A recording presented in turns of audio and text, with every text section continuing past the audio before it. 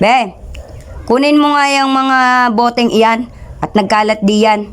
Tapos ibenta mo nang maging pera iyang mga basurang iyan. Pakalat-kalat diyan eh.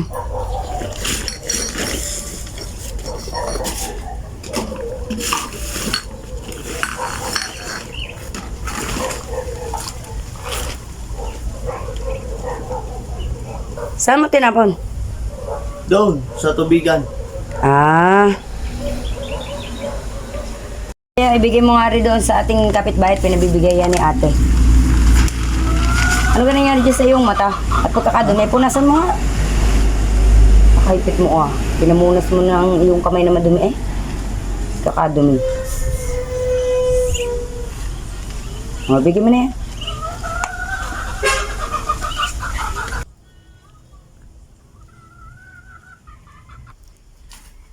May nakita akong isang lalaki na namumulot ng mga basura para ipandagdag sa kanyang hanap buhay.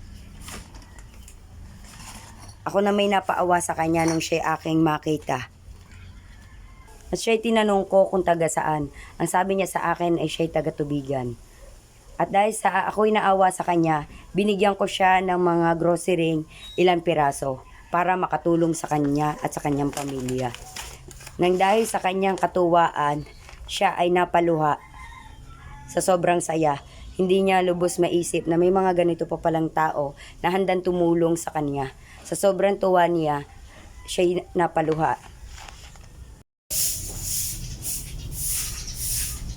Oh, patay. Ikaw lang yan talaga ng asawa mo, Alia. Wala na nagawang tuga eh. Pati ako dinadamay dito sa kanyang kawalang yan eh. Be! Be! Oh! Ano bang ginagawa mo nga, Ray? Ba't ka? Ba't ka?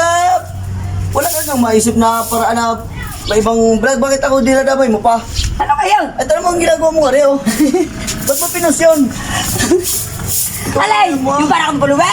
Oo, ginawa mo kong pulubi eh. Ito naman. Ay bakit kayo bagay naman sa iyo? Ay kaya nagagalit mo daw? Sa dami-dami namang maisip na... Ay bagay nga sa iyo. Tayo parang Yan pa artista talaga. niyan. Aba? Ay, kaya Ayaw mo pa eh. Kaya nag-viral na sa video iyan. Oh, ginawa pa kita artista. Tinulungan pa kita mag-viral ka. Abay, ginawa mo kong pulubi eh. Bagay nga sa iyo. Huwag ka na magalit. Wala nga. Huwag ka nung kamot-kamot ka pa din. Eh, artista.